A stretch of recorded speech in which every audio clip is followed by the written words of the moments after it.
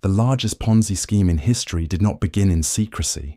It began inside one of Wall Street's most trusted firms, operating openly, with investors who felt entirely safe.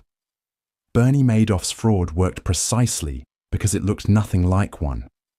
Madoff had built a reputation over decades as a pioneer in market trading. He once chaired the Nasdaq and was known for his quiet discipline and steady returns. Through his investment advisory business, he promised consistent profits regardless of market conditions, a claim few questioned because it appeared conservative rather than bold. Clients included banks, charities, universities, and individual investors who believed they were part of something stable. Behind the facade, there were no trades. Madoff used money from new investors to pay returns to earlier ones, creating an illusion of success supported by falsified statements.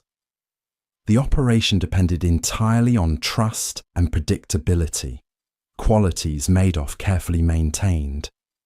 For years, auditors failed to verify the existence of actual assets, and regulatory agencies overlooked warnings that his results were statistically impossible. The scheme collapsed in 2008, when the global financial crisis triggered massive withdrawal requests. With new money drying up, Madoff confessed that his fund was one big lie. Losses totaled an estimated $65 billion, making it the most extensive financial fraud ever uncovered. The significance of the Madoff scandal lies not only in its scale, but in its method. It showed how reputation can serve as insulation against scrutiny, and how financial systems built on confidence can mask deception for years. The case redefined investor skepticism and reshaped oversight, but it also left a quieter legacy, the realization that transparency, even when promised, is only as reliable as the will to verify it.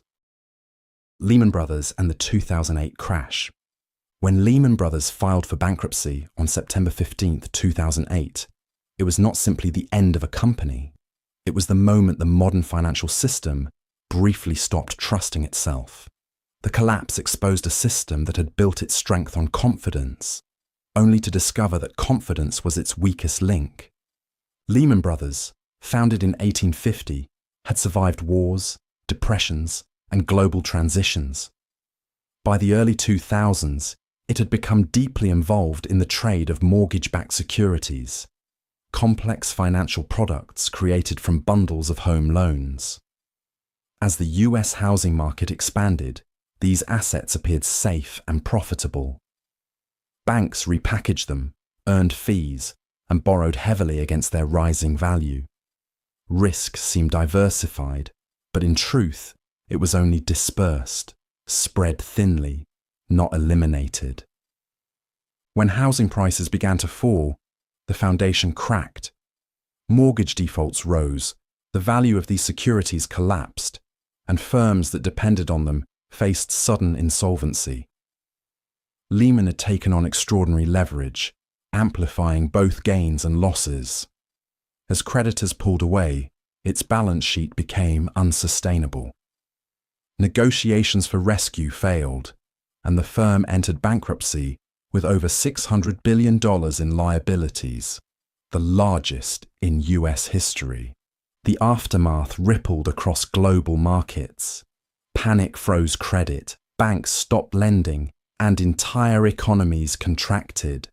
Governments responded with bailouts, stimulus packages, and emergency regulations to prevent systemic collapse. The crisis revealed how interconnected the global financial system had become, and how small misjudgments could magnify into worldwide consequences. Lehman's failure became the emblem of a larger story, not of greed alone, but of belief. It showed how financial innovation, unchecked by transparency, can evolve into fragility disguised as progress. The lesson endures quietly. Markets function not just on capital, but on trust. And once that trust is broken, even centuries-old institutions can vanish overnight. Enron collapse. In 2001, Enron was named one of America's most innovative companies for the 6th year in a row. Within months, it no longer existed. The paradox of Enron lies in that contrast. A corporation celebrated for creativity that was, at its core, an illusion built on concealment. Founded in 1985 as a natural gas pipeline company, Enron rebranded itself as an energy trader. It claimed to have reinvented the business model, turning power supply into a marketable commodity like stocks or bonds. Investors admired its complexity, mistaking opacity for sophistication. Behind the polished image, however, Enron used accounting loopholes and special-purpose entities to hide billions in debt. What appeared as profit was often a projection. The company's leadership, including CEO Jeffrey Skilling and Chairman Kenneth Lay, cultivated a culture that prized short-term gains and stock performance over transparency. Analysts who questioned the numbers were dismissed, and employees were encouraged to believe in a narrative of endless growth. For years, auditors from Arthur Andersen signed off on the reports, preserving the illusion. When scrutiny finally came, sparked by declining stock prices and internal leaks, the structure unraveled rapidly. Once investors realized the earnings were largely fabricated, confidence collapsed.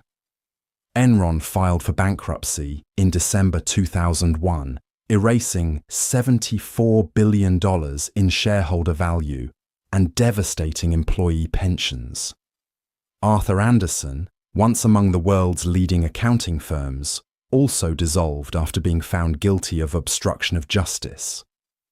The Enron collapse revealed how financial innovation, when unrestrained by ethics or oversight, can distort markets and mislead entire institutions. It prompted sweeping reforms, including the Sarbanes-Oxley Act, designed to strengthen corporate accountability. Yet its most lasting lesson is subtler. Complexity can hide fragility, and admiration can delay doubt until it is far too late. Watergate scandal. On June 17, 1972, 5 men were caught inside the Democratic National Committee headquarters at the Watergate complex in Washington, D.C. It seemed like a small burglary, but the evidence left behind, wiretapping equipment, cash tied to the Nixon re-election campaign, revealed something far deeper. What began as a break-in turned into a test of how power behaves when it believes it will not be caught. At the time, President Richard Nixon's administration was already deeply concerned about leaks and opposition. The creation of the so-called plumbers, a secret team meant to stop classified information from escaping, reflected this obsession. The Watergate burglary was part of a broader effort to control information and influence the 1972 election by any means necessary. As investigations unfolded, the White House tried to distance itself. Yet every layer of denial exposed another connection. Journalists Bob Woodward and Carl Bernstein followed the money trail. The Senate formed a special committee, and the phrase cover-up became central to the American political vocabulary. Then came the tapes, secret recordings made in the Oval Office that revealed Nixon discussing how to obstruct the investigation. When the Supreme Court ordered those tapes released in 1974, the president's position became untenable. Rather than face near-certain impeachment, Nixon resigned, the first American president to do so. Watergate's significance lies not just in the crimes, but in the response. It tested the strength of American institutions, showing that accountability could reach even the highest office. It also redefined public trust, leaving citizens permanently more skeptical of government power. The scandal stands as both a political failure and a democratic endurance test, a moment when secrecy collapsed under its own weight, and the truth, however delayed, prevailed. Few companies have connected humanity as broadly as Facebook, and few have been accused of dividing it as deeply. The company's evolution into Meta is not just a corporate rebranding, but a reflection of a long struggle between innovation and accountability.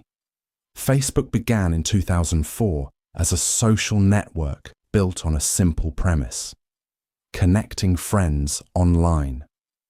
Within a decade, it became one of the world's largest platforms for information exchange, political discourse, and digital advertising. But with that scale came recurring crises, each exposing a new layer of ethical and structural tension within the company. The first major controversy erupted over privacy. The platform's collection and use of personal data led to public backlash and government investigations, most notably following revelations that external firms could exploit Facebook's data systems for political influence. Then came issues of misinformation, algorithmic amplification, and mental health. Internal documents, leaked by whistleblowers, showed that Facebook's own research had identified harms linked to its products, including effects on teenage users' self-image and the spread of divisive content. Leadership faced accusations of prioritizing engagement metrics over safety. Political polarization, election interference, and the spread of false health information during the pandemic all amplified public scrutiny. Each crisis revealed the difficulty of managing a global information ecosystem, shaped by algorithmic incentives rather than editorial judgment. In 2021, the company reintroduced itself as Meta, shifting focus toward virtual reality and the metaverse. Yet the renaming did not erase the core dilemma: how to balance growth, innovation, and social responsibility. The Facebook Meta scandals collectively represent not one failure, but a systemic pattern, an ongoing test of whether technology designed to connect people can avoid exploiting their attention in the process. A company that built its identity on engineering precision was undone by a line of code. The Volkswagen emission scandal revealed that deception can be automated, that technology designed for efficiency can just as easily conceal truth. Volkswagen had positioned itself as a leader in clean diesel, promoting vehicles that balance performance with environmental responsibility. The image was compelling: power without pollution. But in 2015, researchers at West Virginia University discovered discrepancies between emissions tested in laboratories and those recorded on the road. The difference was staggering.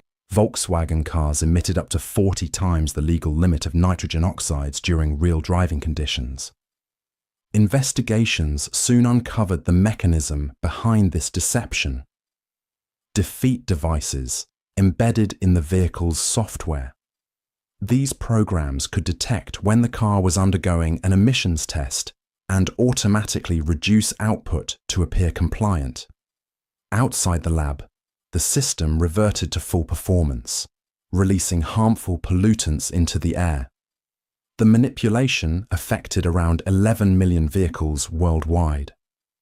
Volkswagen initially denied wrongdoing, but eventually admitted to the deliberate installation of the software. The consequences were severe: billions in fines, criminal charges against executives, and a collapse of consumer trust in the brand once known for reliability. The company undertook a massive recall and shifted focus toward electric vehicles in an effort to rebuild its image. The scandal's significance extends beyond Volkswagen. It exposed the fragility of environmental regulation in the face of sophisticated corporate strategy, and the gap between what companies claim and what they deliver. More quietly, it also marked a turning point in public understanding that technological innovation without ethical oversight can produce results as destructive as they are advanced. The clean diesel era ended not with innovation, but with a realization about accountability in the age of automation. 11.5 million confidential documents surfaced in 2016, revealing how the global elite quietly moved wealth through offshore networks. The event, known as the Panama Papers, did not expose a single fraud or theft. It exposed a system built to make accountability optional. The leak came from Mossack Fonseca, a Panamanian law firm that specialized in creating shell companies, legal entities that could own assets while concealing the real owners. For decades, such structures existed in a grey area between legality and secrecy. They served corporations seeking tax efficiency, but also politicians, business magnates, and criminals who wanted their finances hidden from scrutiny. When journalists from over 80 countries began analysing the data, a detailed map of global secrecy emerged. The documents linked public officials and heads of state to offshore accounts and holding companies. These entities were not inherently illegal, yet they revealed how wealth and power often operate behind protective layers of paperwork and jurisdictional complexity. The reactions were swift. Leaders resigned, investigations began, and financial regulators worldwide faced pressure to close loopholes that allowed secrecy to thrive. Governments established beneficial ownership registries, and banks were compelled to strengthen due diligence protocols. Yet, the offshore industry adapted, changing names, locations, and methods to maintain discretion. What the Panama Papers ultimately revealed was less about corruption and more about structure, a financial world that rewards opacity as much as innovation. It showed how globalization had produced not just interconnected markets, but parallel systems, one visible and regulated, the other hidden and quietly influential. The leak's significance endures because it challenged an old assumption that what is legal must also be fair. It forced a reconsideration of transparency itself, revealing that light, once cast on hidden systems, does not dissolve them. It only shows how deeply they run. Theranos, a promise to revolutionize medicine, ended up exposing how ambition can outpace truth. Theranos claimed it could run hundreds of blood tests from a single drop of blood, a vision that captivated Silicon Valley investors, government officials, and the public. Yet the breakthrough technology it advertised never actually worked. Founded in 2003 by Elizabeth Holmes, Theranos began as a startup built around secrecy. Its core device, the Edison machine, was said to make traditional labs obsolete.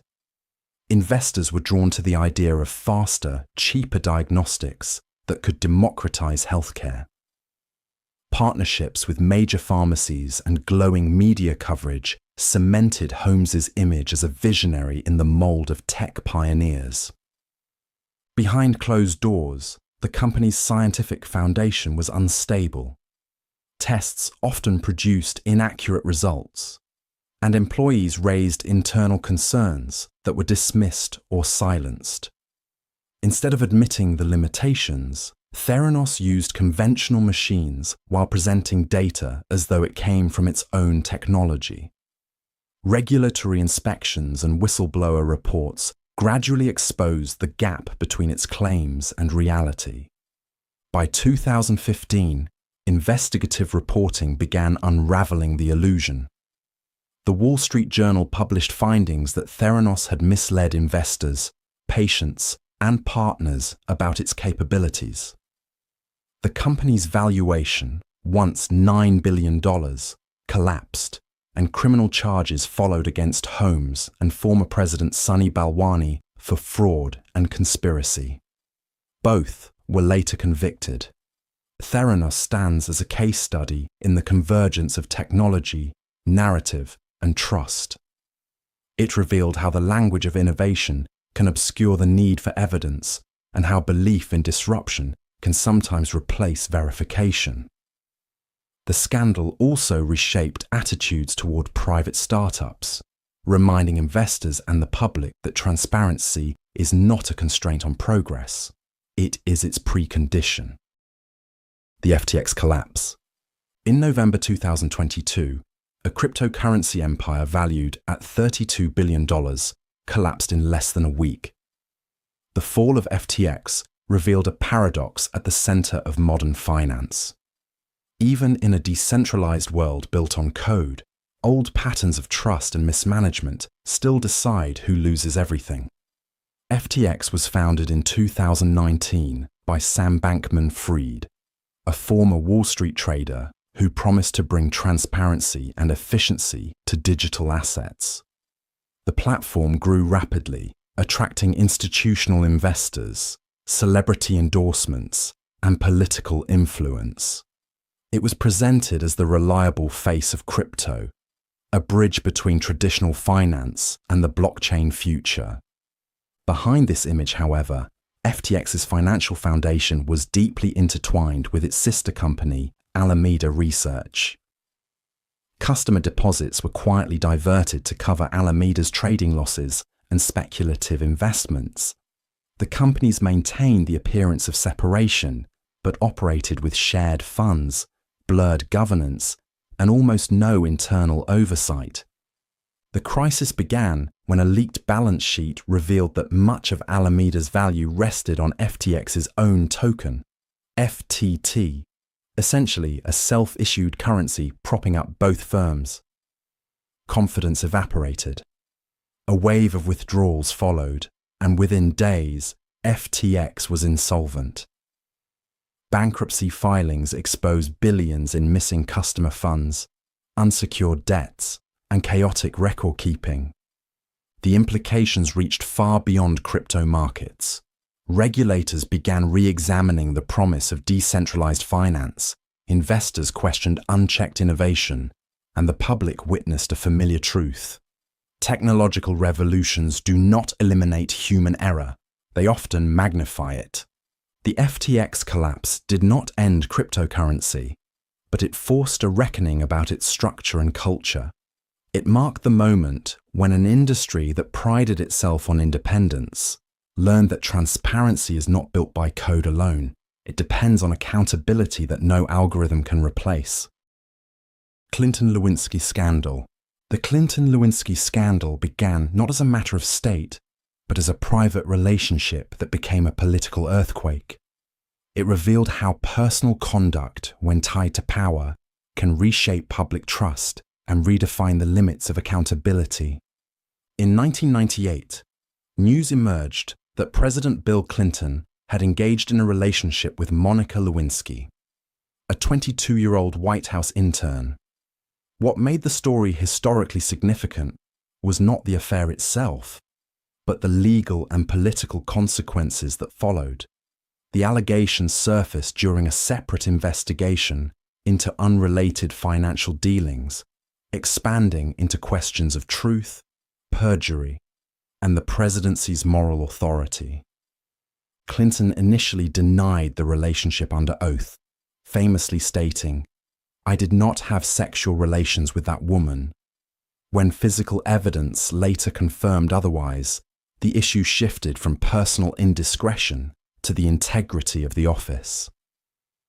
The House of Representatives impeached him on charges of perjury and obstruction of justice, marking only the second impeachment of a US president in history.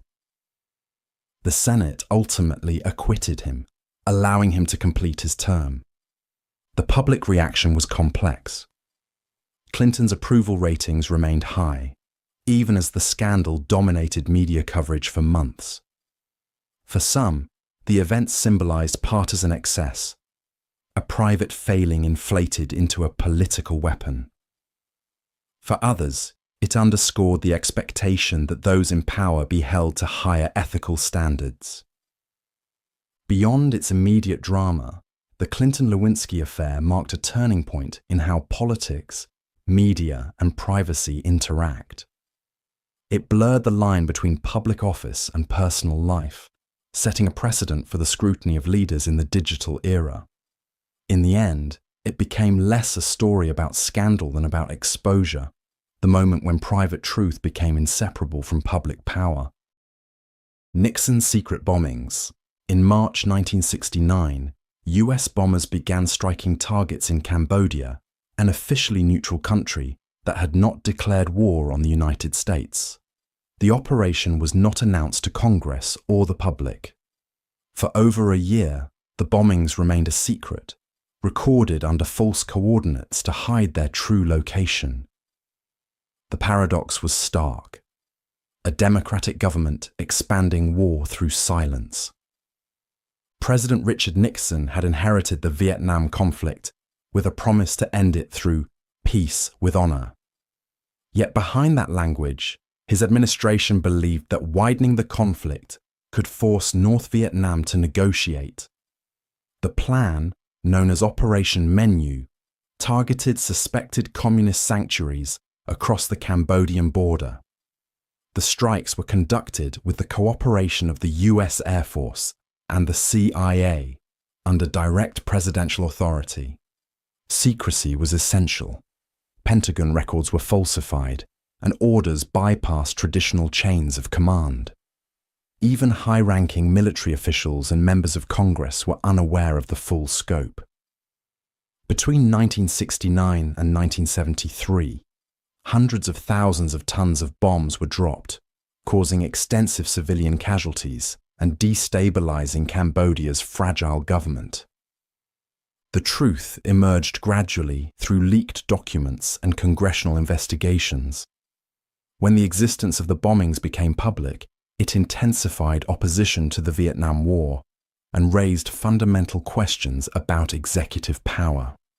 The revelations contributed to the erosion of trust in Nixon's leadership, linking directly to the broader crisis of credibility that would later culminate in Watergate.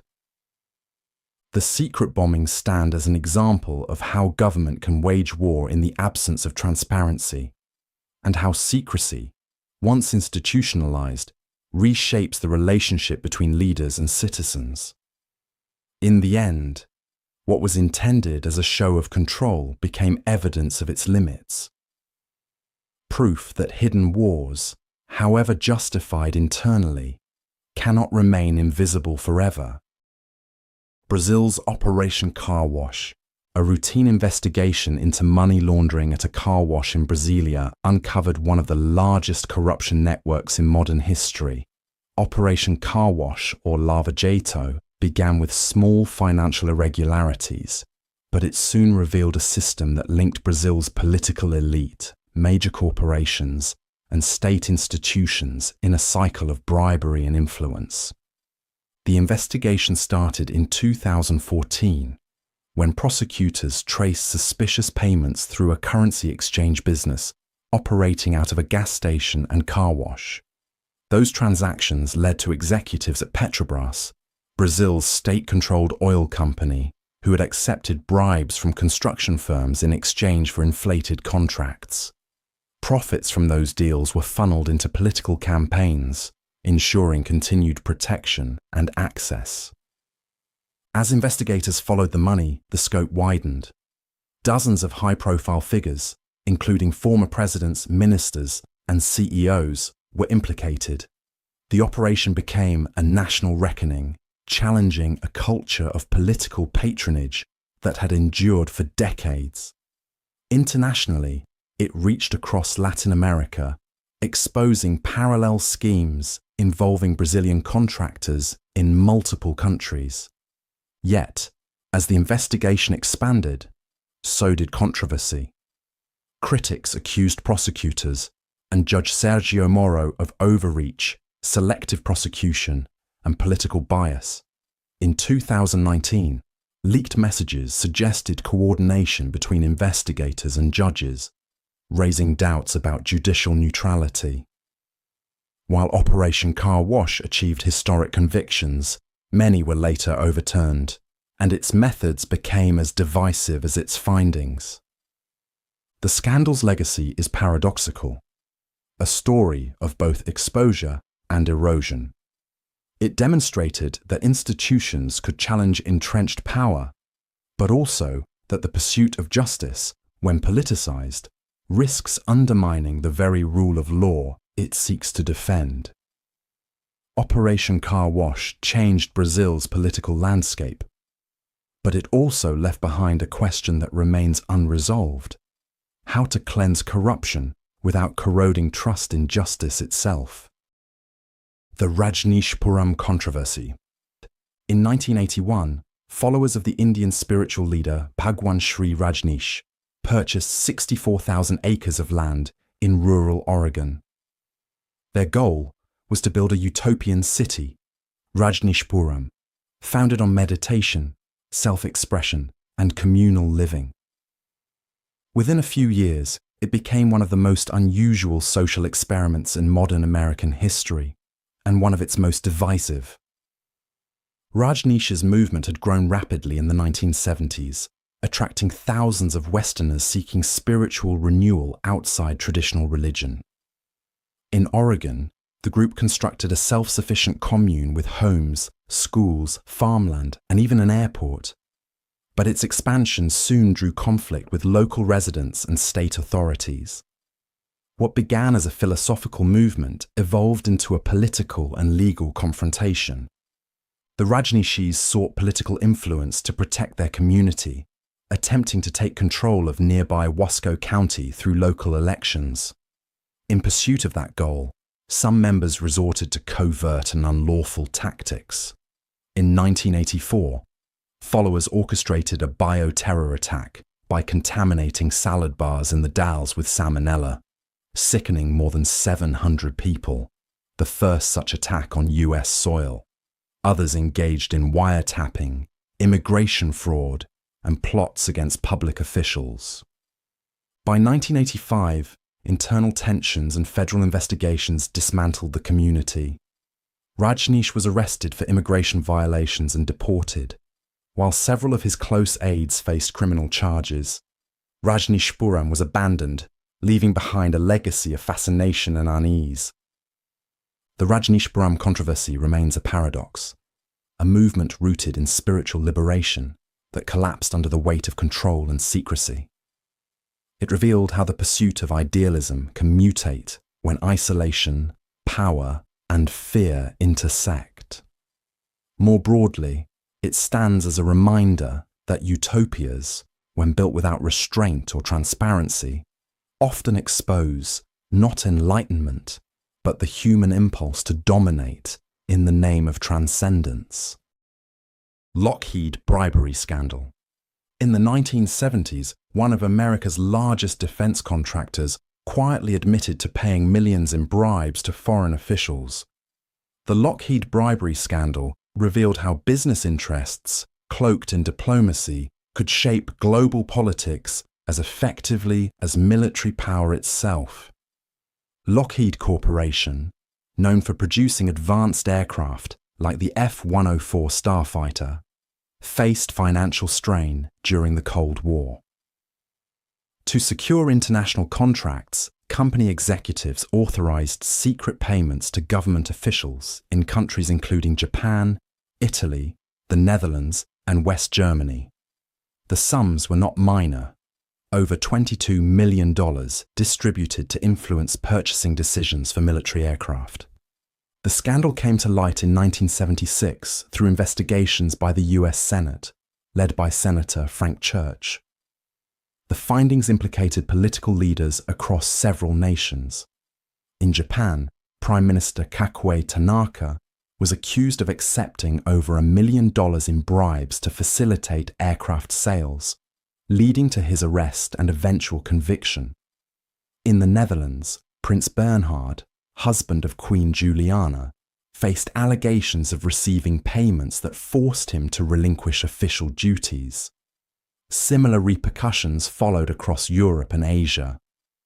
For Lockheed, the damage was both reputational and financial.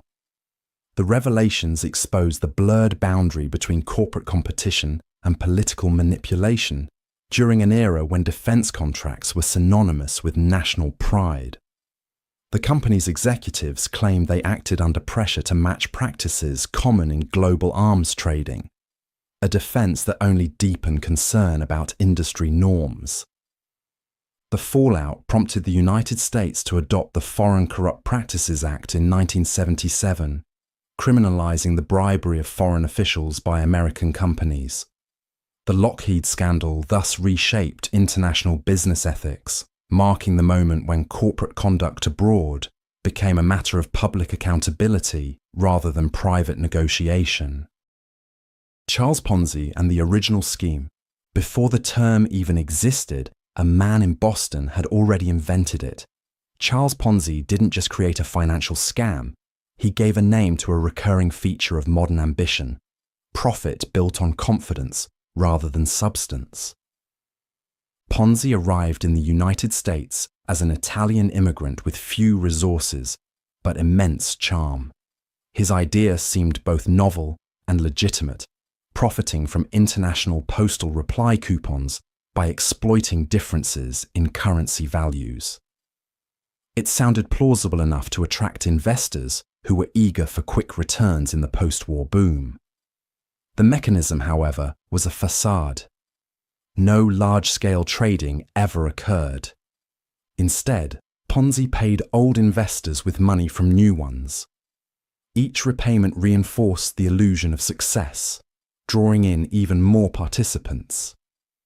Newspapers celebrated him as a financial prodigy, while ordinary people mortgaged their homes to invest. For a time, it worked, not because the system was sustainable, but because belief itself created temporary stability. The unraveling came when auditors exposed that Ponzi's holdings of postal coupons were negligible compared to the vast sums he owed.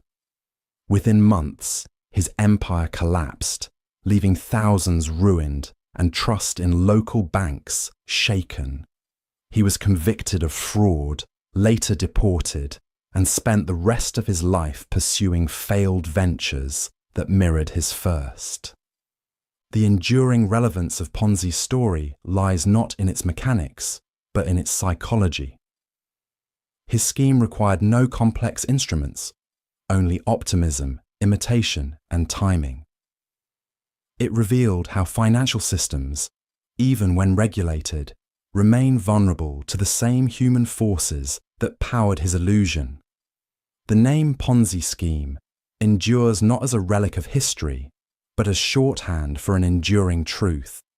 The easiest currency to counterfeit is trust itself. The McDonald's hot coffee lawsuit myth. Few legal cases have been more widely misunderstood than the McDonald's hot coffee lawsuit. What became a symbol of frivolous litigation began, paradoxically, as a story of corporate negligence and distorted public perception. In 1992, Stella Liebeck, a 79-year-old woman from New Mexico, bought a cup of coffee from a McDonald's drive-thru. While parked, she attempted to remove the lid to add cream and sugar and accidentally spilled the coffee onto her lap. The liquid caused third-degree burns over 16% of her body. She was hospitalized for 8 days and required skin grafts. The coffee's temperature was the key issue. McDonald's served it at about 180 to 190 degrees Fahrenheit, far hotter than typical home-brewed coffee, hot enough to cause severe burns within seconds. Liebeck initially sought compensation for medical expenses, but McDonald's refused, offering only a small settlement. Her case went to trial, where evidence showed that the company had received more than 700 previous burn complaints and had chosen not to lower the temperature. The jury awarded her compensatory damages and, controversially, punitive damages meant to penalize corporate disregard for safety. The final amount was later reduced, and the case was settled privately. However, media coverage simplified the narrative. Headlines portrayed Liebeck as careless and greedy, while late-night comedy and talk shows mocked the case as emblematic of excessive lawsuits. The deeper context, corporate accountability and consumer safety was lost in the cultural retelling. The hot coffee myth endures as a cautionary tale, but not in the way it's often told. It shows how public opinion can turn a legitimate grievance into a punchline, and how complex issues, when filtered through media shorthand, can redefine truth itself.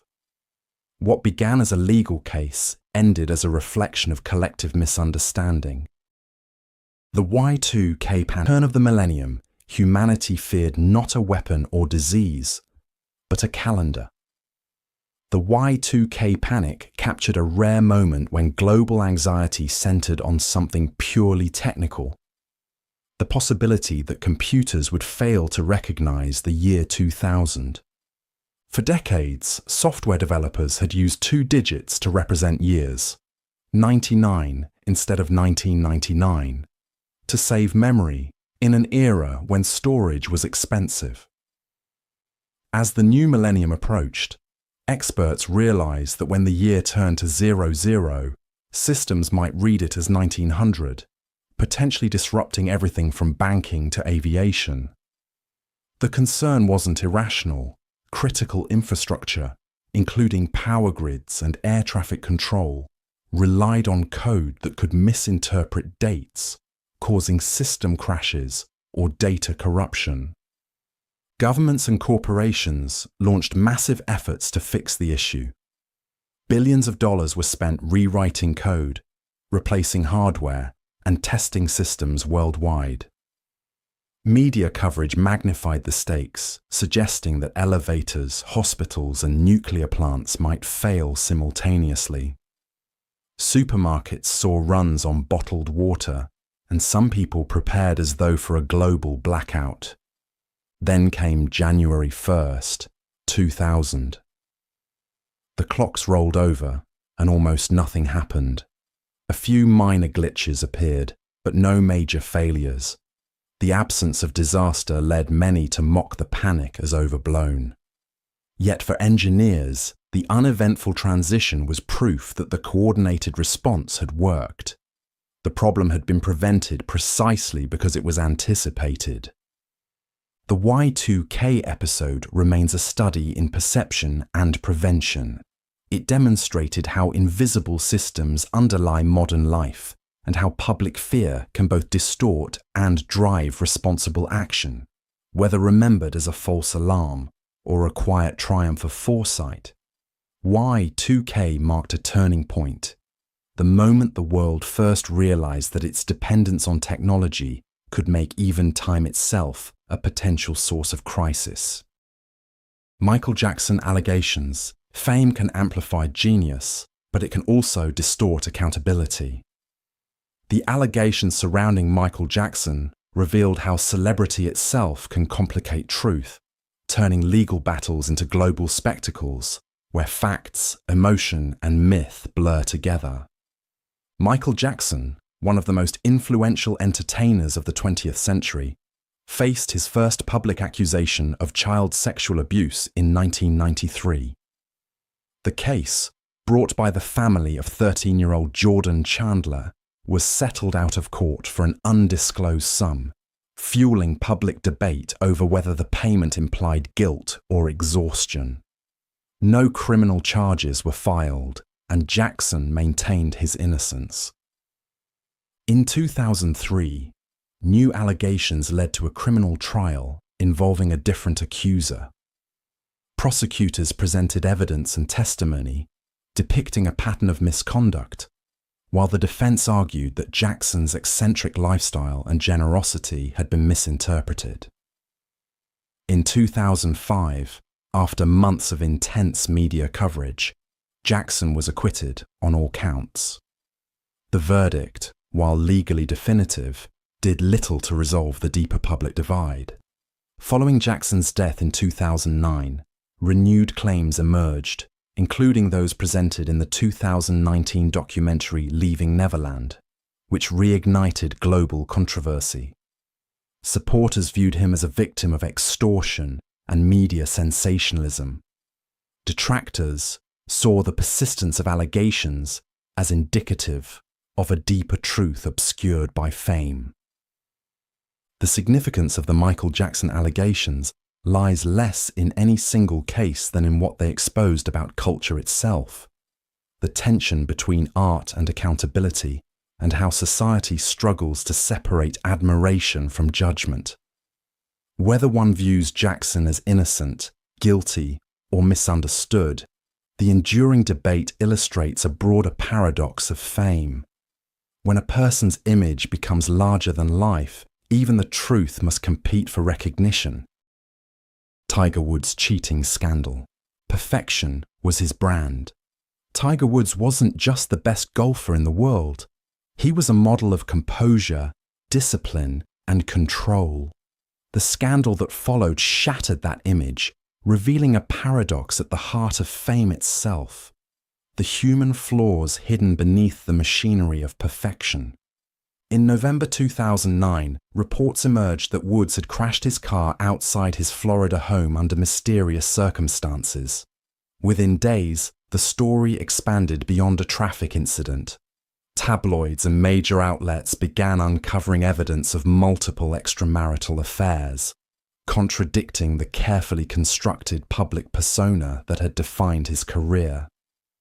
Woods, who had built his reputation on focus and restraint, suddenly faced an avalanche of scrutiny. His silence initially fueled speculation, but when he eventually admitted to transgressions, the narrative shifted from curiosity to collapse. Sponsors withdrew contracts, tournaments distanced themselves, and the world watched as one of the most admired athletes of his generation withdrew from professional golf to seek treatment for what he described as personal failings. The scandal's impact was not limited to his reputation. His dominance on the golf course faded. Injuries and personal struggles compounded his absence from the sport. Yet over time, Woods began a slow, deliberate return, culminating in his emotional 2019 Masters victory, which marked both a personal and symbolic redemption. The Tiger Woods scandal endures not because it was unique, but because it exposed how modern celebrity transforms private weakness into public spectacle. It showed that perfection, when marketed as identity, becomes its own vulnerability.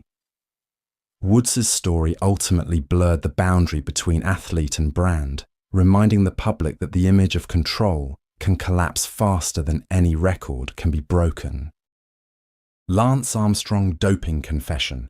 For more than a decade, Lance Armstrong symbolized resilience itself, a cancer survivor who conquered cycling's most grueling race 7 times in a row.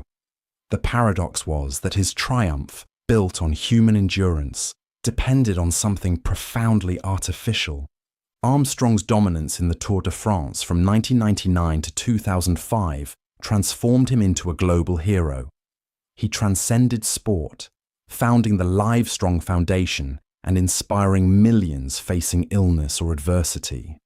Behind the public image, however, he led one of the most sophisticated doping operations in professional athletics. Using erythropoietin, EPO, blood transfusions, and other performance-enhancing methods, Armstrong and his team maintained an appearance of invincibility that no rival could match. Rumors had circulated for years, but Armstrong's aggressive denials silenced critics. He sued journalists, dismissed teammates' accounts, and used his credibility as both athlete and survivor to frame suspicion as cynicism. Yet, in 2012, the US Anti-Doping Agency released an extensive report detailing systematic doping by Armstrong and the US Postal Service team. Stripped of his titles and banned for life, he finally admitted the truth in a 2013 televised interview with Oprah Winfrey, describing the pattern as one big lie. The confession ended one story and began another. Armstrong's fall reshaped public trust not only in cycling, but in the ideal of athletic heroism itself. The revelation that even a narrative of perseverance could be engineered raised broader questions about the cost of success and the psychology of winning. Armstrong's legacy now exists in contradiction. A man whose physical recovery inspired millions, but whose deception redefined the meaning of victory. His scandal revealed that the greatest contests in sport are not fought on roads or fields. They unfold within the tension between ambition and integrity. O.J. Simpson trial.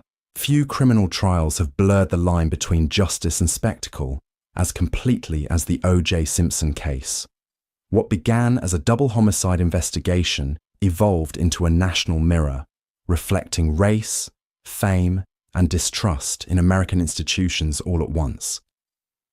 On June 12, 1994, Nicole Brown Simpson and Ronald Goldman were found murdered outside Brown's Los Angeles home.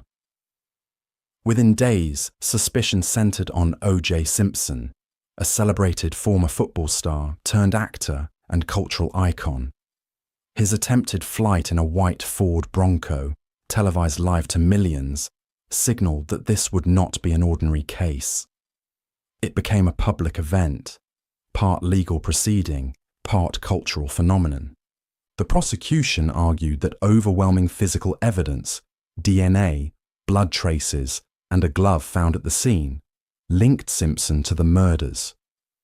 The defense, led by Johnny Cochran, countered by reframing the trial as a test of systemic bias, asserting that the Los Angeles Police Department had mishandled and possibly planted evidence.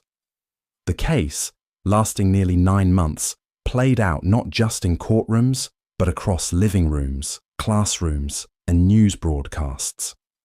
On October 3, 1995, the jury delivered its verdict, not guilty. The decision divided the nation. For some, it represented the failure of justice. For others, it was a rare instance of a black defendant prevailing against a historically biased system. The emotional reaction revealed a country split along lines of race, class, and experience with authority. Years later, Simpson faced civil court, where he was found liable for the deaths, and later, legal troubles reinforced the complexity of his legacy. The O.J. Simpson trial remains more than a courtroom story. It is a study in perception, proving that in certain moments, law and truth operate under different forms of judgment. Janet Jackson, Super Bowl controversy. A split-second moment during a live broadcast changed the trajectory of media regulation. The 2004 Super Bowl halftime show, watched by nearly 90 million people, became infamous not for the music, but for what came to be called a wardrobe malfunction. The incident involving Janet Jackson and Justin Timberlake redefined the boundaries between performance, censorship, and public outrage in the digital age.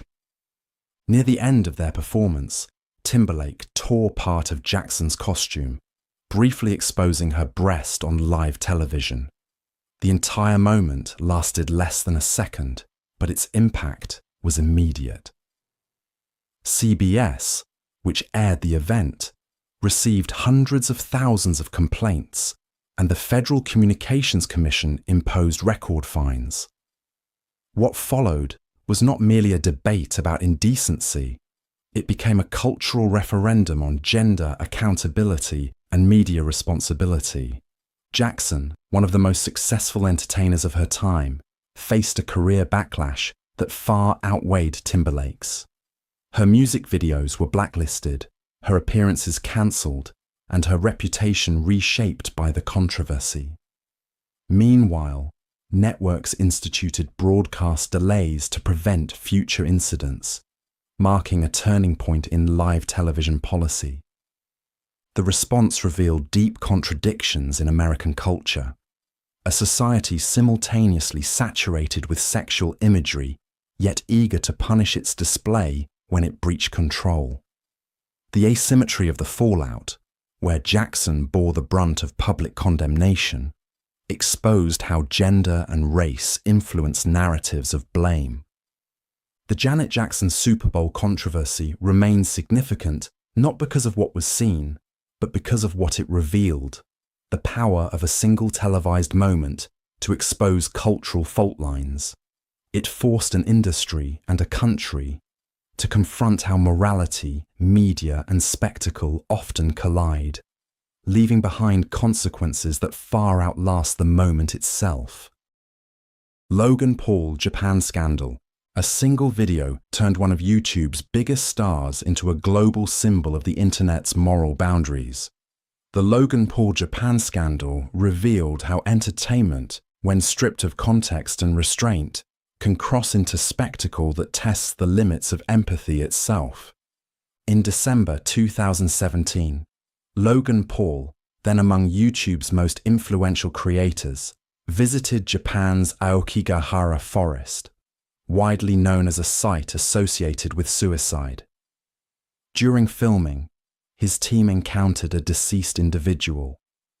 Instead of stopping the recording, Paul included graphic footage of the body in a vlog titled, "We Found a Dead Body in the Suicide Forest."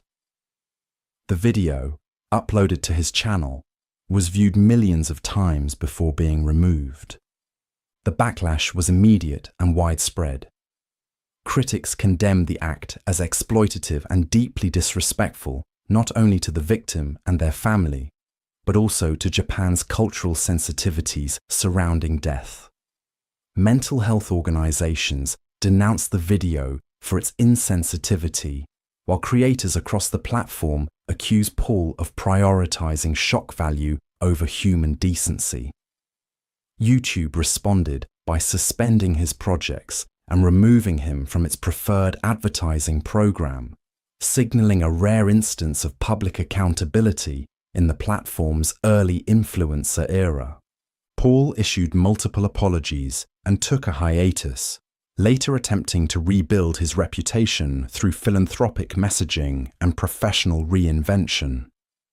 Yet the event left an enduring question about the power and ethics of digital influence. The significance of the Logan Paul scandal lies not only in one creator's misjudgment, but in what it exposed about online culture, an ecosystem that rewards visibility above all else. It showed how the race for attention can erode the line between engagement and exploitation, and how, in a world of constant recording, the absence of reflection becomes its own form of blindness.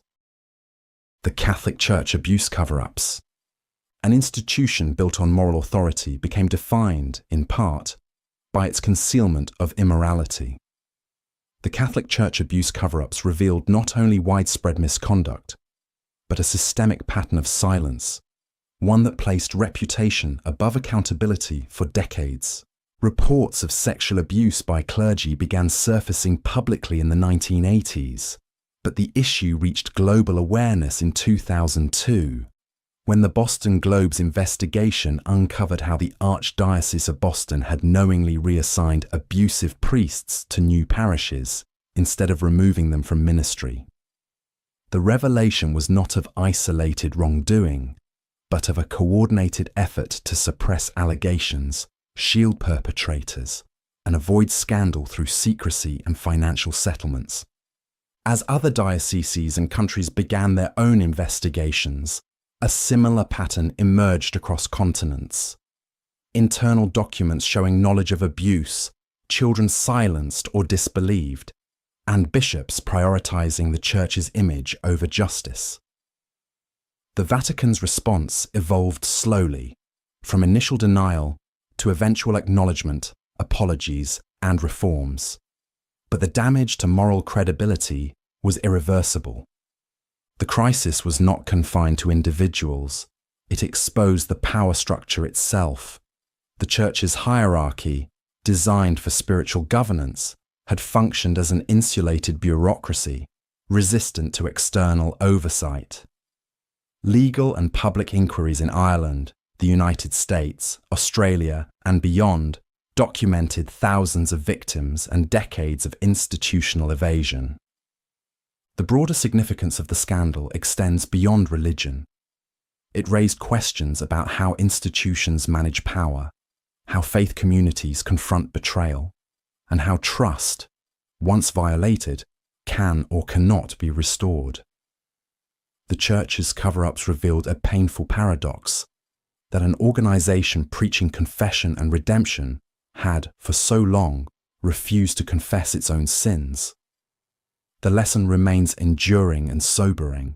Moral authority cannot survive where transparency is treated as a threat. Bhopal gas tragedy. A single night in December 1984 transformed an industrial city into the site of one of the world's deadliest chemical disasters.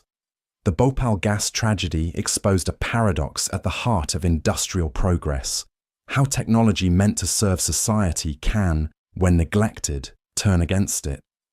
At the Union Carbide pesticide plant in Bhopal, India, water entered a storage tank containing methyl isocyanate, a highly toxic chemical used in pesticide production.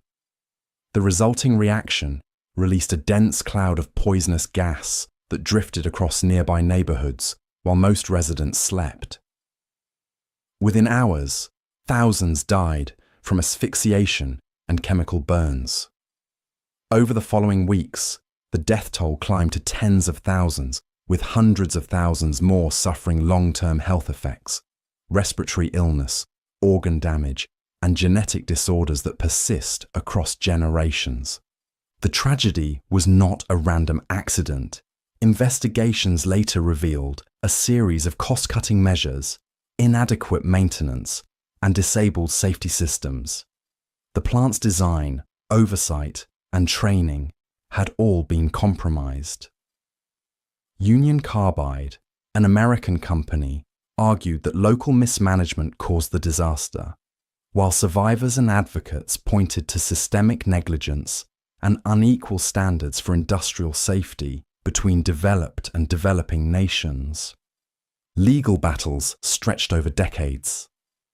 In 1989, Union Carbide agreed to a settlement with the Indian government, paying a fraction of what many considered just compensation. Later attempts to hold the company's executives criminally accountable met limited success, while the affected communities continued to seek environmental cleanup and medical support. The Bhopal disaster stands as more than a tragedy. It is a reminder of how industrialization without accountability can endanger those it claims to uplift. It remains a symbol of imbalance, where economic ambition outpaces ethical responsibility, and where the cost of progress is measured in human lives. Chernobyl, the world's worst nuclear accident, began not with an explosion, but with a test. On April 26, 1986, engineers at the Chernobyl nuclear power plant in Soviet Ukraine attempted a safety experiment meant to prevent future disasters, only to trigger one of the most catastrophic events in modern history. During the test, a combination of design flaws and procedural errors caused reactor number 4 to overheat. The reactor core exploded, releasing radioactive material into the atmosphere with a force equivalent to several Hiroshima bombs. The initial blast killed 2 workers, but the invisible fallout would affect countless others for decades. Firefighters, unaware of the radiation's intensity, rushed to extinguish the flames, many succumbing within days to acute radiation sickness. Soviet authorities initially concealed the scale of the disaster. It was only when radiation alarms went off in Sweden, more than 1,000 kilometers away, that the world realized something had gone wrong. Evacuation of nearby Pripyat came 36 hours later, by which time exposure levels were already severe. The delayed response reflected a broader system of secrecy that prioritized image over truth, a defining feature of late Soviet governance. In the months that followed, more than 100,000 people were relocated. The surrounding area was declared an exclusion zone, a frozen monument to technological ambition gone awry. Studies estimate thousands of deaths linked to radiation exposure, though precise numbers remain uncertain due to inconsistent reporting and political suppression. Chernobyl became more than an industrial failure. It symbolized the limits of state control in the face of scientific reality. The disaster reshaped global energy policy, accelerated the Soviet Union's loss of credibility, and redefined how the world measures the cost of progress. In Chernobyl's silence today, the paradox remains, a lesson built on the ruins of human certainty. The FIFA corruption scandal. The organization that governs the world's most popular sport once stood as a symbol of unity.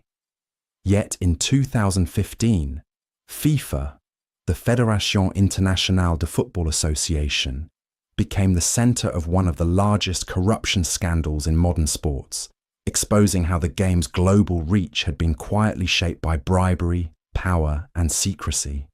For years, FIFA had overseen billion-dollar tournaments and sponsorships with limited external oversight. Behind the image of international cooperation, senior officials allegedly accepted millions in bribes and kickbacks in exchange for awarding hosting rights and commercial contracts. The scandal erupted when US federal investigators unsealed indictments against more than a dozen FIFA executives, accusing them of racketeering, wire fraud, and money laundering spanning over 2 decades. The revelations traced back to long-standing practices, payments disguised as consulting fees, secret meetings, and votes influenced by personal gain rather than merit. The awarding of the 2018 and 2022 World Cups to Russia and Qatar drew particular scrutiny, raising questions about political influence and ethical standards within global sports governance. In response, Swiss police arrested officials during a FIFA conference in Zurich, triggering a wave of resignations and suspensions. Longtime President Sepp Blatter eventually stepped down amid mounting pressure, denying direct involvement but acknowledging institutional failures. The ensuing investigations led to reforms within FIFA, new ethics committees, term limits, and transparency measures. But skepticism persisted about whether structural change could undo decades of ingrained corruption. The FIFA corruption scandal underscored a deeper paradox, that an organization built to celebrate fair play had itself become compromised by its own success. It revealed how power, when consolidated behind closed doors, can distort even the most universal of human activities. The game continued, but the illusion of purity surrounding its governance did not. Boeing 737 MAX crisis. 2 crashes, 5 months apart, brought down not only airplanes, but one of the most trusted names in aviation. The Boeing 737 MAX crisis revealed how the pursuit of efficiency and market dominance could compromise the very foundation of safety that defined modern flight. In October 2018, Lion Air Flight 610 plunged into the Java Sea minutes after takeoff, killing all 189 on board. In March 2019, Ethiopian Airlines Flight 302 crashed under similar circumstances, claiming 157 lives. Both accidents involved Boeing's 737 MAX 8, an updated version of its best-selling jet. Investigators soon identified a shared flaw, a new software system known as MCAS, designed to prevent stalls by automatically adjusting the plane's nose downward. When a single faulty sensor fed it bad data, the system repeatedly pushed the planes into fatal dives. What emerged was not only a technical failure, but an institutional one. Boeing had marketed the MAX as a seamless continuation of the 737 line, allowing airlines to bypass expensive pilot retraining. Internal documents later showed that engineers and executives were aware of MCAS's limitations, yet regulatory oversight was minimal. the Federal Aviation Administration, heavily reliant on Boeing's own safety assessments, certified the aircraft under a framework that blurred the boundary between industry and regulator. The global grounding of the 737 MAX became a reckoning for both Boeing and aviation governance. The company faced lawsuits, congressional hearings, and a crisis of credibility that reshaped its identity from symbol of innovation to case study in corporate overconfidence. The scandal's significance lies in its quiet warning. Technological advancement, when guided by commercial urgency rather than caution, can turn progress into peril. In aviation, where trust is built mile by mile, Boeing's fall showed that safety is not a feature. It is the essence of flight itself. Opioid crisis and Purdue Pharma. An epidemic began not on the streets, but in prescription pads. The opioid crisis, one of the deadliest public health disasters in modern America, was fueled not by illegal traffickers, but by pharmaceutical marketing disguised as medicine. At its center stood Purdue Pharma, the maker of OxyContin. Introduced in 1996, OxyContin was promoted as a breakthrough in pain management, long-lasting, effective, and, according to Purdue's claims, far less addictive than previous opioids. The company's sales representatives targeted doctors with unprecedented intensity, offering bonuses and incentives for high prescribing rates. Internal documents later revealed that Purdue knew early on that the drug's addiction potential was far greater than advertised, yet the marketing narrative persisted. Pain was undertreated, and OxyContin was the solution. As prescriptions soared, so did addiction and overdose rates. Communities across the United States, particularly in rural and working-class areas, saw waves of dependence and death. The company's tactics, downplaying risk, exaggerating safety, and framing addiction as misuse, became a textbook example of how corporate strategy could reshape medical behavior. By the 2010s, lawsuits mounted. Investigations uncovered a decades-long pattern of deception. Purdue pleaded guilty to federal charges of misbranding and fraud, paying billions in settlements. The Sackler family, which owned the company, became synonymous with moral and legal accountability in the pharmaceutical industry. Despite financial penalties and public outrage, the societal damage, millions of addictions, hundreds of thousands of deaths, could not be undone. The opioid crisis exposed a profound fracture between profit and public health. It showed how trust in science, medicine, and regulation can be exploited through persuasion rather than force. Purdue's downfall was not just a corporate scandal. It was a warning that influence, when disguised as care, can devastate a generation while pretending to heal it. Modern influencer scams and NFT grifts. The digital age promised democratized opportunity, but it also created a new kind of con artist. Modern influencer scams and NFT grifts emerged from a culture where trust, once built on expertise or credibility, became measured by visibility alone. Influencers, armed with vast audiences and the illusion of authenticity, began promoting investment schemes and digital assets they scarcely understood or never intended to support. From cryptocurrency projects to NFT collections, many endorsements promised community, innovation, or financial freedom. Instead, followers often found themselves holding worthless tokens after orchestrators vanished overnight. These so-called rug pulls weren't crimes of stealth, but of persuasion, conducted in full view under the language of empowerment and progress. The rise of NFTs in particular blurred lines between art, speculation, and marketing.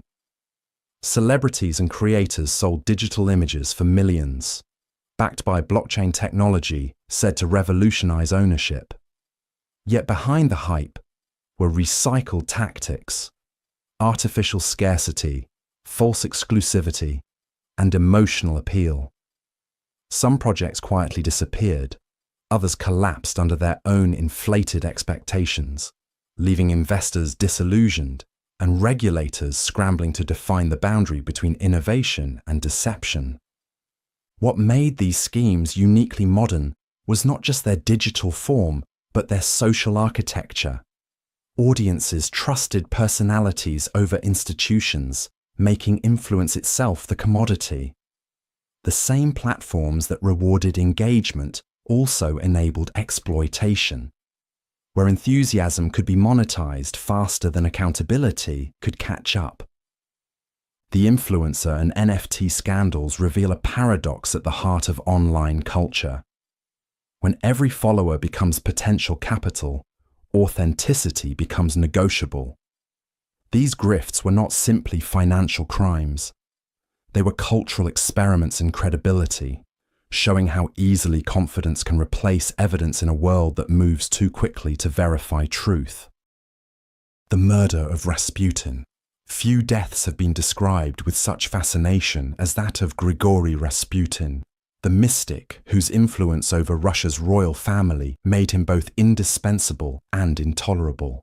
His murder in December 1916 symbolized a nation's unraveling faith in its rulers and its descent into chaos.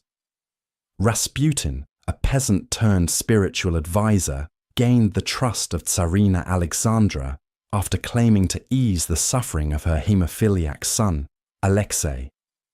Over time, his proximity to the Romanov family transformed him into a lightning rod for public anger. Rumors of corruption, decadence, and moral decay spread through St. Petersburg, painting Rasputin as both a manipulator and a symptom of imperial decline. A group of nobles, convinced that his death would save the monarchy, plotted his assassination. On the night of December 29th, they invited him to the home of Prince Felix Yusupov. Accounts of what followed became legend: poisoned wine, multiple gunshots, a struggle that refused to end easily. Though many of these details were exaggerated, what remains certain is that Rasputin was killed and his body discarded into the icy Neva River. Ironically, his death achieved the opposite of what his assassins intended. The monarchy, already unstable, lost its last symbolic shield against popular fury. Within months, the Romanov dynasty collapsed and Russia plunged into revolution. Rasputin's story, stripped of myth, revealed a deeper truth: that political decay often seeks a scapegoat rather than reform. The murder of Rasputin was less about one man's power than about the empire's fragility. In eliminating him, the conspirators removed not the cause of corruption, but its mirror. His death stands as a quiet warning from history that when a system rots from within, the removal of a single figure cannot cleanse what has already begun to fall apart. Princess Diana's death and royal cover-ups. Fame had made her the most photographed woman in the world, and it also ensured that her death would never be treated as simple tragedy.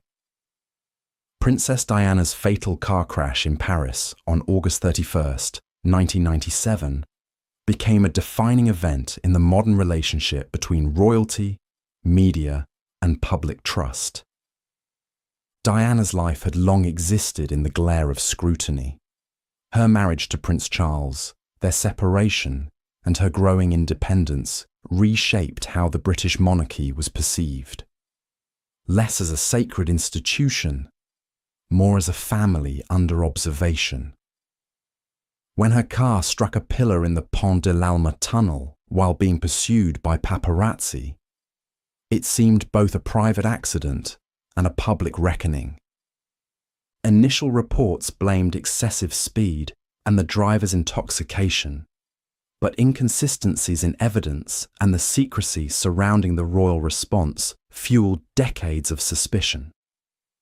Questions arose about delayed medical aid, missing surveillance footage, and the role of British intelligence. Official investigations, including Operation Paget in 2006, found no evidence of foul play, concluding it was an accident caused by reckless driving. Yet, for many, the findings resolved little. The quiet dignity of official explanations could not compete with the public's lingering sense that something deeper had been concealed. The monarchy's muted reaction to Diana's death intensified public outrage. The Queen's silence in the days following contrasted sharply with the collective grief sweeping Britain. That tension exposed an institution unprepared for emotional transparency in an age of global visibility. The story of Diana's death endures not because of its mystery, but because it forced a monarchy and a nation to confront the limits of privacy in a public life. It revealed how modern icons can outgrow the institutions that created them, leaving behind a legacy both luminous and permanently unresolved. The Roman Senate and Julius Caesar's assassination. Power in Rome was meant to be shared, not seized. Yet by the time Julius Caesar entered the Senate on March 15th, 44 BCE, the Republic had already begun to function like the empire it feared becoming. His assassination, justified as an act to save liberty, ended up accelerating the very tyranny it sought to prevent. Caesar's rise was not abrupt, but methodical. A general of unmatched ambition, he expanded Rome's territories and his own prestige through conquest in Gaul. His victories granted him loyalty from soldiers, wealth from plunder, and leverage over a Senate increasingly paralyzed by factionalism. When he crossed the Rubicon River in 49 BCE, it symbolized not just civil war, but the collapse of Rome's unwritten limits on personal authority. Declared dictator for life, soon after his victory, Caesar presented reforms that blended popular support with autocratic control. To his opponents, many of them former allies, this blurred the line between leadership and domination. Conspirators, including Brutus and Cassius, believed his death would restore the Republic's balance. But the act they framed as patriotic became the spark for Rome's disintegration. The assassination inside the Curia was both brutal and ceremonial, carried out under the guise of tradition but fueled by fear. What followed was not renewal, but chaos. Public mourning, civil wars, and the eventual rise of Caesar's heir, Octavian, who would rule as Augustus, the first Roman emperor. The irony of Caesar's death is that his killers defended a system already beyond repair. Their knives preserved no republic, only paved the path to monarchy. History's verdict remains austere. The Senate destroyed the man who threatened their power, yet in doing so, confirmed that it was already lost. Heaven's Gate cult.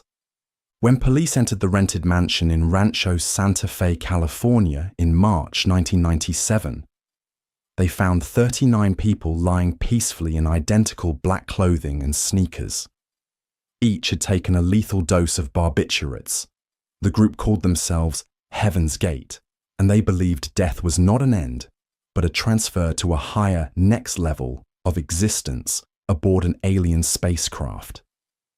Heaven's Gate was founded in the 1970s by Marshall Applewhite and Bonnie Nettles, who combined apocalyptic Christianity with science fiction imagery. Their message was simple but absolute. Humanity was doomed, and salvation could be achieved only by shedding the human body to join a higher, extraterrestrial civilization. Over 2 decades, they gathered a small but intensely devoted following, people who surrendered possessions, families, and identities to pursue what they believed was a form of spiritual evolution. By 1997, the group saw a sign of destiny in the appearance of Comet Hale-Bopp. They interpreted it as the vehicle for their ascension.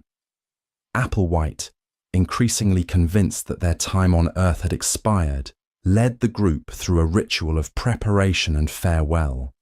Their departure, meticulously planned and synchronized, reflected not chaos, but conviction. What made Heaven's Gate disturbing was not just the act itself, but the calm coherence behind it. The members were not coerced, but persuaded by a belief system that offered meaning in an indifferent world. Their suicide challenged the boundary between faith and delusion, autonomy and manipulation. The tragedy of Heaven's Gate revealed how modern isolation can give rise to spiritual extremism, how technology, belief, and loneliness can merge into something quietly catastrophic. It stands as a reminder that even in a secular age, the search for transcendence can still lead people to follow a promise that ends in silence. The televangelist scandals. By the late 1980s, American television had turned faith into a broadcast empire. Televangelists reached tens of millions of viewers, blending religion with entertainment and devotion with profit.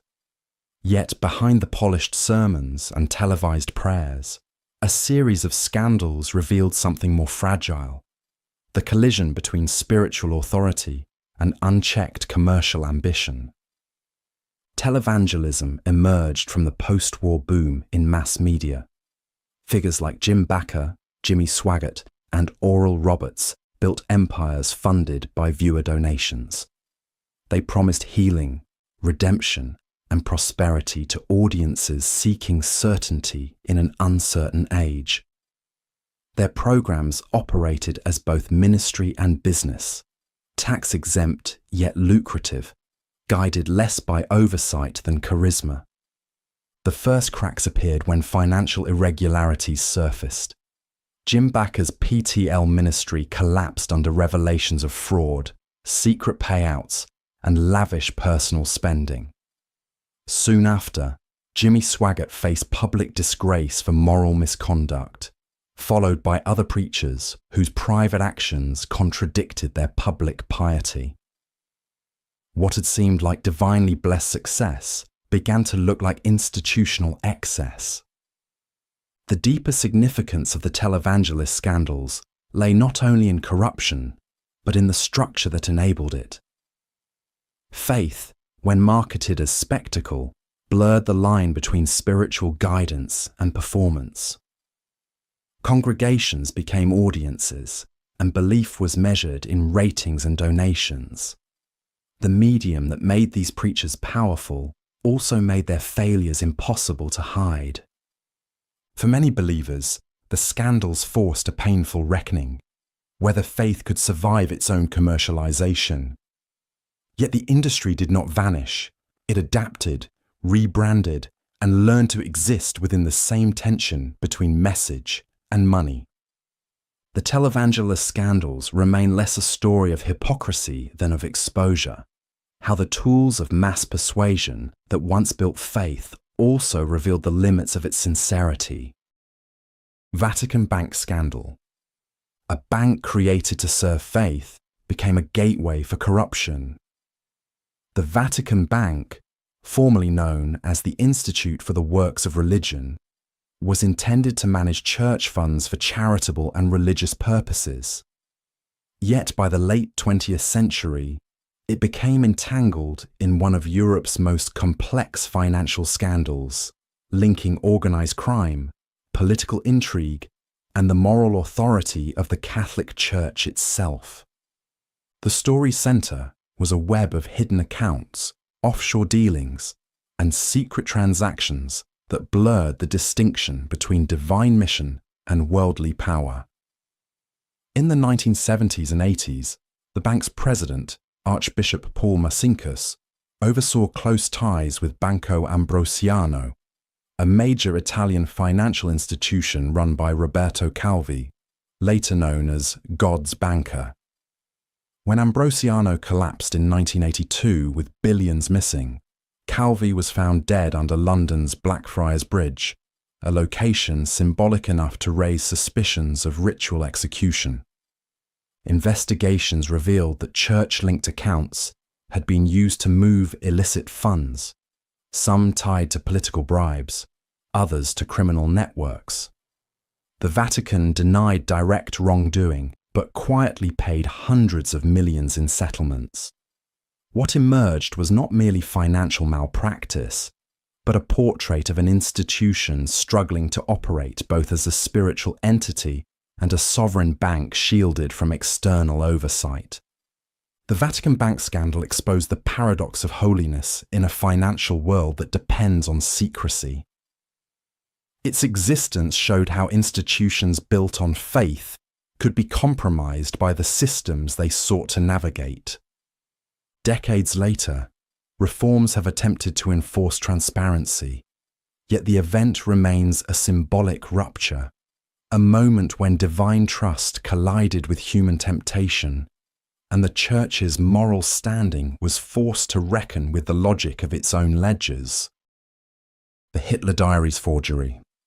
For 2 weeks in 1983, much of the world believed that Adolf Hitler's personal diaries had been found. The revelation promised to rewrite history, until it unraveled into one of the most humiliating forgeries in modern journalism. The story began when the German magazine Stern announced it had acquired 60 volumes of Hitler's diaries, supposedly recovered from a plane crash at the end of World War II. The editors, eager for an exclusive that would reshape post-war understanding of the Nazi leader, paid millions for what they thought was an unparalleled discovery. Within days, global media outlets echoed the claim, treating it as a historic breakthrough. But the diaries were fakes. They had been fabricated by Konrad Kujau, a Stuttgart-based forger with a talent for imitation and an instinct for what people wanted to believe.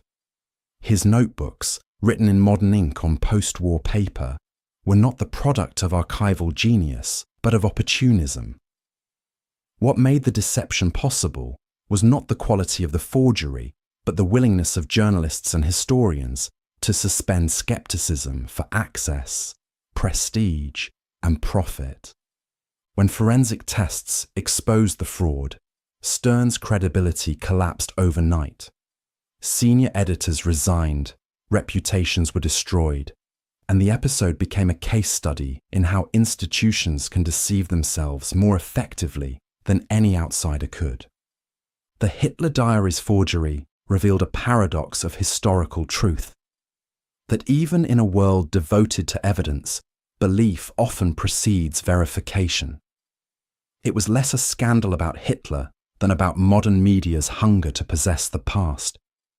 In the end, the fake diaries didn't alter history, but they did expose the vulnerabilities of those who claim to protect it. The Shakespeare authorship debate. The authorship of Shakespeare's works has been questioned for longer than many of his plays have been studied seriously. The paradox lies here. The world's greatest writer left behind almost no personal evidence of his own writing. From this absence grew one of literature's longest-running intellectual controversies, the Shakespeare authorship debate. William Shakespeare of Stratford-upon-Avon was a documented actor, theatre shareholder, and playwright. Yet by the 19th century, some began to argue that the man from Stratford could not have written works of such erudition, political insight, and classical depth. Figures like Francis Bacon, Christopher Marlowe, and Edward de Vere, the Earl of Oxford, were proposed as alternate authors, men with noble education or proximity to power that Shakespeare lacked. Supporters of the traditional view pointed to surviving records, business dealings, parish documents, and references by contemporaries. Critics countered that these proved only his existence, not his authorship. The debate became a reflection of class and intellect, whether genius required privilege or whether imagination alone could produce universality. What began as scholarly skepticism evolved into cultural mythology. The debate drew novelists, philosophers, and even US Supreme Court justices into its orbit. Each camp constructed its own logic. Some saw a hidden code of aristocratic secrecy. Others, a simple story of a gifted man whose life left few traces. The Shakespeare authorship debate reveals less about the playwright himself and more about the unease with human creativity, that something so vast could emerge from someone so ordinary. In the end, the controversy endures not for lack of evidence, but because it reflects an enduring human impulse to search for mystery where genius seems too improbable to explain. 87 million people unknowingly contributed to one of the largest data breaches in history, not through hacking, but through routine use of social media. The Cambridge Analytica scandal revealed that the boundaries between public sharing and private information had quietly dissolved long before anyone noticed. Cambridge Analytica was a political consulting firm that promised to revolutionize campaigning by merging psychology with data science. It acquired vast amounts of Facebook user data through a seemingly harmless personality quiz. What users didn't realize was that the app collected not only their answers, but the profiles of their friends as well, turning casual participation into mass data extraction. From this information, the company built psychological models capable of predicting and, allegedly, influencing voter behavior. It targeted individuals with highly tailored political content, designed to appeal to their fears, values, or impulses. While the actual impact of this micro-targeting remains debated, the method itself exposed a quiet transformation. Persuasion had become an algorithmic process. When journalists and whistleblowers revealed the practice in 2018, Facebook's role came under intense scrutiny. The platform had allowed third-party access to user data with minimal oversight, enabling a system that treated privacy as an afterthought. Global investigations and hearings followed, leading to fines, public apologies, and promises of reform. But the damage to trust was already done. The Cambridge Analytica case became more than a story about one company's misconduct. It illustrated how digital tools built for connection can be repurposed for manipulation, often invisibly. The scandal forced a reckoning with the idea that personal data is not merely a byproduct of online life. It is the raw material of modern power. The IQ testing bias scandal, an intelligence test meant to measure potential instead, exposed the limits of objectivity itself. The IQ testing bias scandal revealed how a tool created to quantify intellect became a reflection of social and cultural assumptions rather than pure ability. When Alfred Binet developed the first intelligence tests in early 20th century France, his intent was diagnostic, to help identify children needing educational support. But as the tests were adopted and standardized across countries, they evolved into instruments of hierarchy. By mid-century, IQ scores were being used to classify, segregate, and even justify inequality. The supposed neutrality of numbers hid the biases embedded within them: linguistic familiarity, cultural context, socioeconomic exposure, and educational access all shaped results. Controversy intensified during the 1960s and 70s, when psychologists and civil rights groups began to expose systemic bias in standardized testing. Studies revealed that test designs favored dominant cultural norms, effectively penalizing those from minority or disadvantaged backgrounds. The 1969 publication of Arthur Jensen's paper, arguing that genetic differences explained IQ disparities, ignited global outrage as it blurred the line between science and prejudice. Legal battles soon followed, including Larry P.V. Ryle's 1979, which banned biased IQ testing of black students in California schools. The scandal was not about one test or theory, but about the illusion of impartial measurement. It forced psychology, education, and policy to confront a deeper question: can intelligence ever be captured by a single metric? Over time, the debate reshaped the field. New approaches began to emphasize multiple forms of intelligence, cultural context, and the dangers of quantifying human worth. The IQ testing bias scandal stands as a reminder that data without reflection is not knowledge. It is power disguised as truth. The Pentagon Papers leak. The United States government once classified its own history.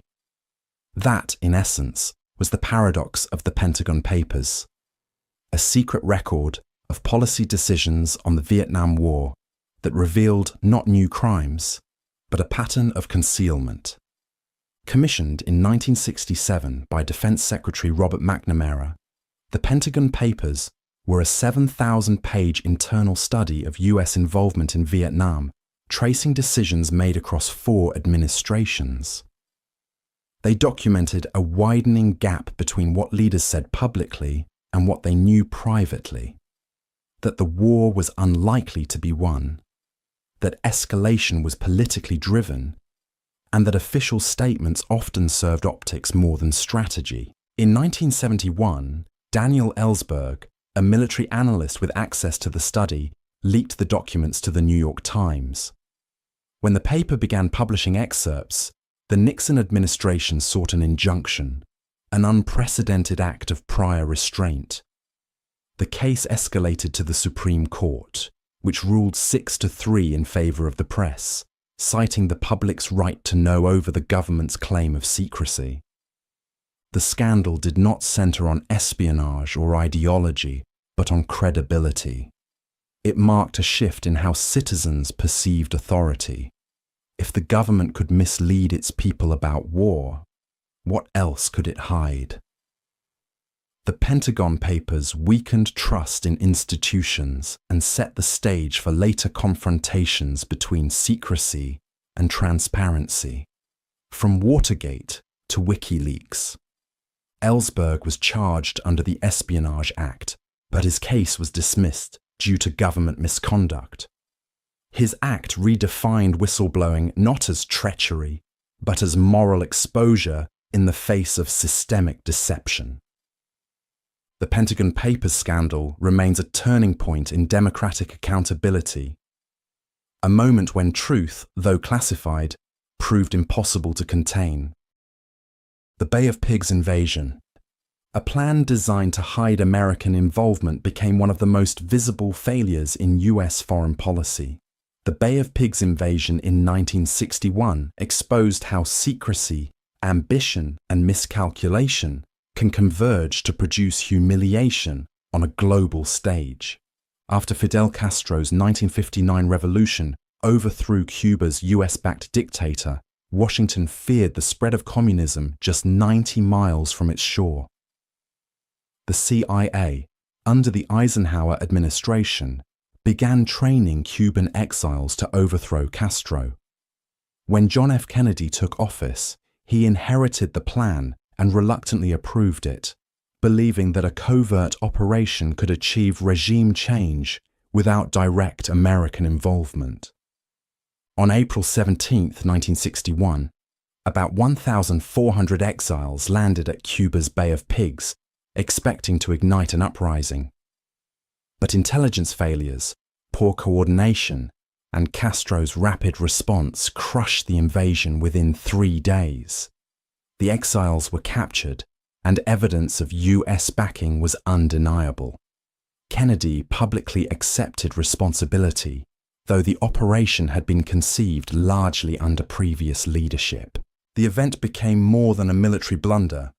It was a psychological and diplomatic turning point. It embarrassed the United States at the height of the Cold War, strengthened Castro's position, and drove him further into alliance with the Soviet Union.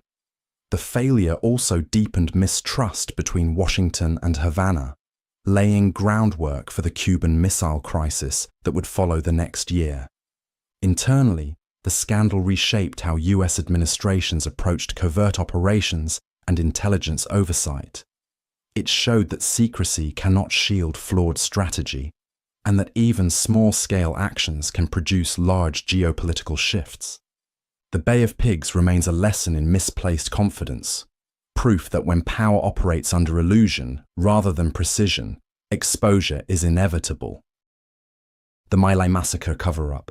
The My Lai Massacre was not first defined by what happened, but by how long it was hidden. For over a year, one of the Vietnam War's darkest moments remained buried beneath official reports that described victory instead of atrocity. On March 16, 1968, soldiers from Charlie Company entered the Vietnamese hamlet of My Lai, expecting a Viet Cong stronghold. They found unarmed villagers, women, children, and the elderly. Within hours, more than 500 civilians were killed. Helicopter pilot Hugh Thompson, witnessing the massacre from above, intervened to rescue survivors, later reporting what he saw. His account, however, was suppressed. Official communiqué described the incident as a successful operation against enemy combatants. The concealment reached through the military chain of command. Officers filed false reports, evidence was destroyed, and witnesses were silenced. Only after soldier Ron Ridenour gathered testimonies and sent letters to Congress and the Pentagon in 1969 did the truth begin to surface. When journalist Seymour Hersh broke the story later that year, it dismantled the illusion of moral clarity surrounding the war. The US Army launched an inquiry that confirmed the massacre, leading to the court-martial of Lieutenant William Calley, the platoon leader directly involved. He was convicted but served less than 4 years under house arrest, a punishment that symbolized both accountability and avoidance. The My Lai cover-up was not a single act of concealment, but a system preserving its own image.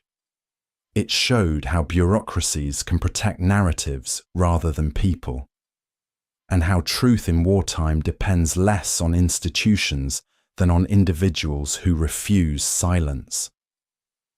What was hidden at My Lai ultimately became impossible to deny, not because the system confessed, but because others refused to forget.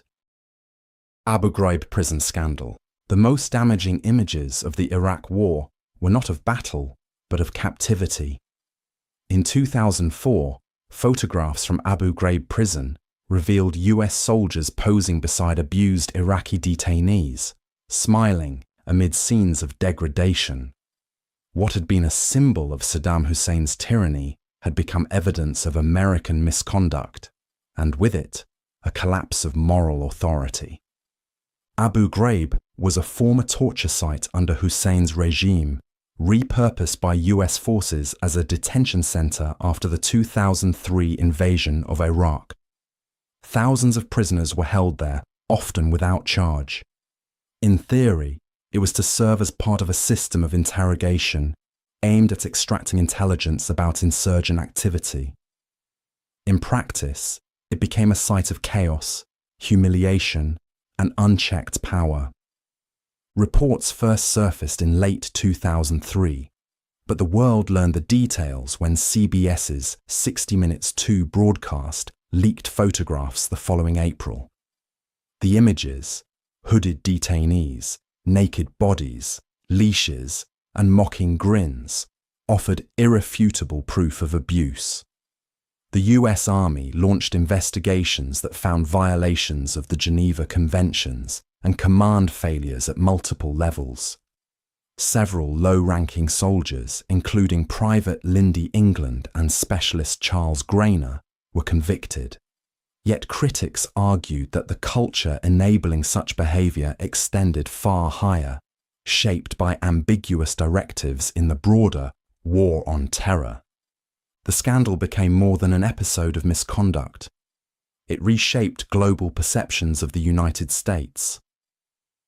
What was meant to be a mission of liberation now appeared as an occupation marred by hypocrisy. Abu Ghraib entered the lexicon as shorthand for the corrosion of principle under the strain of war. No photograph from the conflict showed combat, but each one showed power, stripped of its pretense. WorldCom accounting fraud.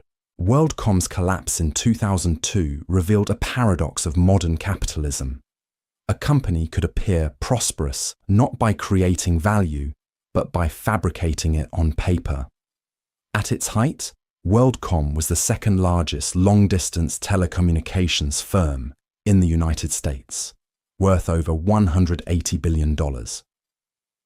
Within months, it became one of the largest bankruptcies in history, undone not by competition, but by arithmetic.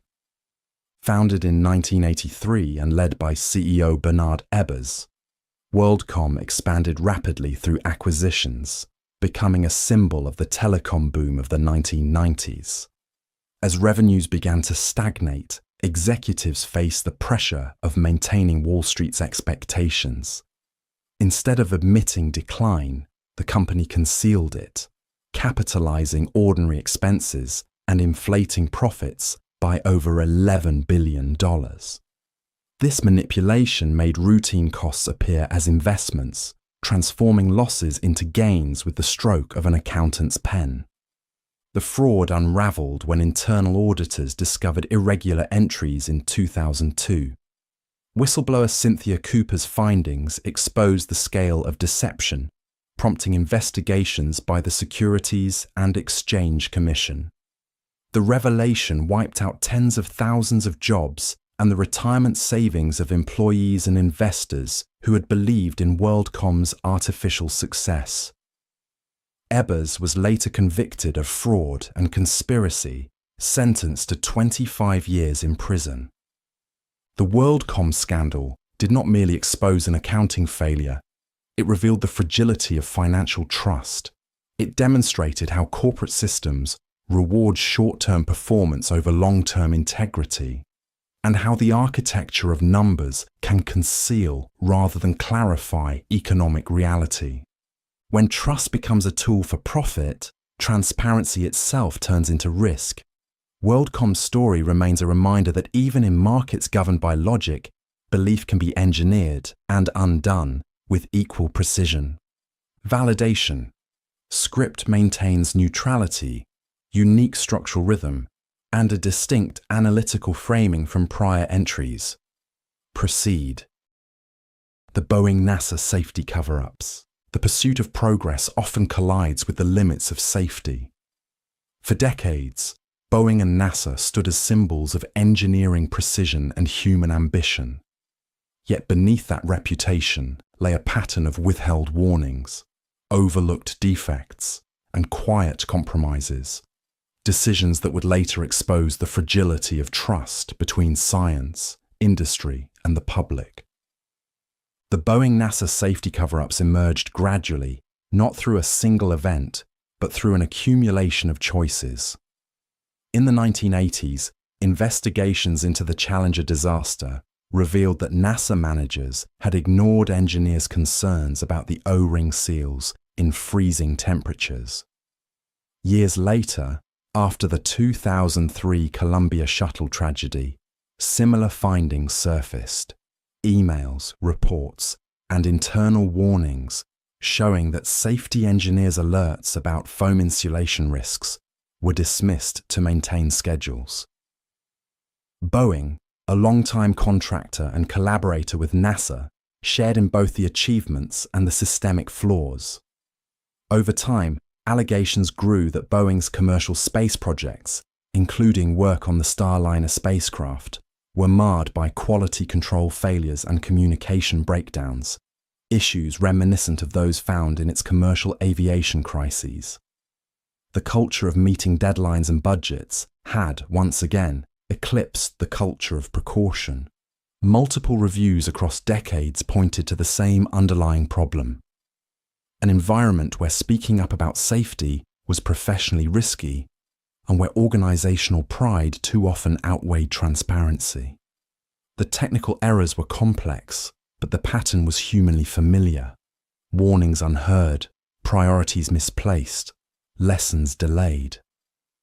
The Boeing-NASA scandals did not only challenge aerospace accountability, they questioned the very idea of technological infallibility. In an era built on precision, they revealed how progress can falter when institutions mistake silence for stability. TikTok data privacy investigations, the most downloaded app of the 2020s, also became one of the most scrutinized. TikTok's rise from a short-form video platform to a global cultural force revealed more than the power of algorithms. It exposed how digital influence and data control had become inseparable. Owned by China-based ByteDance, TikTok grew to over 1 billion users worldwide within a few years. But as its influence expanded, so did questions about where its vast stores of personal data were going. In the United States, Europe, and other regions, regulators began investigating whether the app's data practices violated privacy laws or placed users' information within reach of the Chinese government. The company repeatedly denied such allegations, insisting that user data was stored outside China and governed by independent oversight. Investigations uncovered evidence that complicated the defense. Internal reports revealed instances where ByteDance employees had improperly accessed US user data, including that of journalists. Former employees described blurred boundaries between TikTok's operations and its parent company's data teams. Governments responded with bans on official devices, hearings in Congress, and threats of a nationwide prohibition unless ownership was separated from Beijing's jurisdiction. The TikTok investigations were less about a single breach and more about a shifting frontier, where social media, geopolitics, and surveillance economics intersected. In this new digital order, entertainment platforms had evolved into geopolitical assets, and privacy had become a currency traded across borders. The scandal's significance lies not only in what TikTok did, but in what it revealed: that the modern web no longer divides clearly between personal and political, or between play and power. The boundary between user and subject had quietly disappeared, and the world had only just begun to notice. Google antitrust lawsuits, Google's greatest achievement, organizing the world's information, also became the foundation of one of the largest antitrust cases in modern history. The paradox is simple. A company built on access and openness was accused of quietly limiting both. The antitrust lawsuits against Google, brought by the US Department of Justice and multiple states beginning in 2020, questioned whether dominance in search and digital advertising had evolved from innovation into monopoly. Prosecutors argued that Google's control over the pathways of the internet was no longer the result of merit, but of design, secured through exclusive contracts, default placements, and a self-reinforcing ecosystem that left little room for competition. Central to the case was Google's partnership network.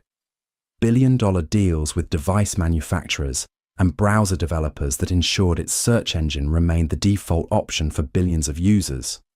While competitors existed, they were rarely visible. The lawsuits also targeted Google's advertising business, alleging that it manipulated its ad tools to favor its own platforms, blurring the line between marketplace and participant. Google's defense rested on a familiar logic, that consumers chose its services freely, not because of coercion, but because of quality and efficiency. Its executives maintained that convenience and user trust, not anti-competitive behavior, explained its reach. Yet internal documents and testimony revealed a deeper tension between maintaining dominance and protecting an image of neutrality. The Google antitrust cases reflect more than a legal battle. They mark a turning point in how societies define digital fairness. In the age of algorithms, power is not only measured by size, but by invisibility, the quiet ability to shape choice itself. The lawsuits force a question that extends beyond one company. how free can markets truly be when convenience itself becomes the competition? Apple's battery throttling scandal. A company celebrated for innovation was accused not of breaking its products, but of quietly slowing them down.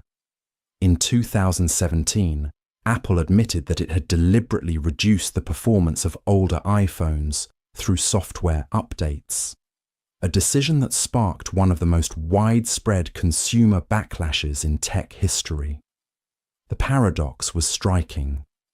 A brand built on trust and quality had justified secrecy as a form of protection. Apple explained that the measure was designed to prevent unexpected shutdowns caused by aging batteries. As lithium-ion cells degraded, their capacity to handle power spikes diminished, leading to instability. Throttling, the company claimed, was a safeguard, slowing performance to extend the device's lifespan. But the problem was not the act itself.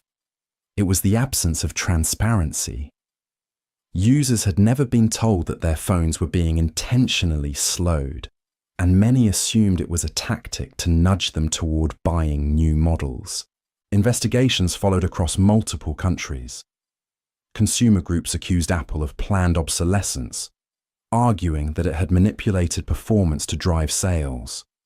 Lawsuits in the United States, France, and Italy led to hundreds of millions in fines and settlements.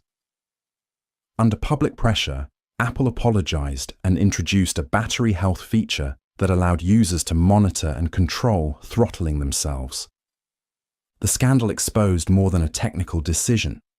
It revealed the fragility of consumer trust in the digital age. When technology becomes opaque, even protective actions can appear deceitful. Apple's case underscored that in an era defined by precision engineering, honesty may be the most valuable feature of all.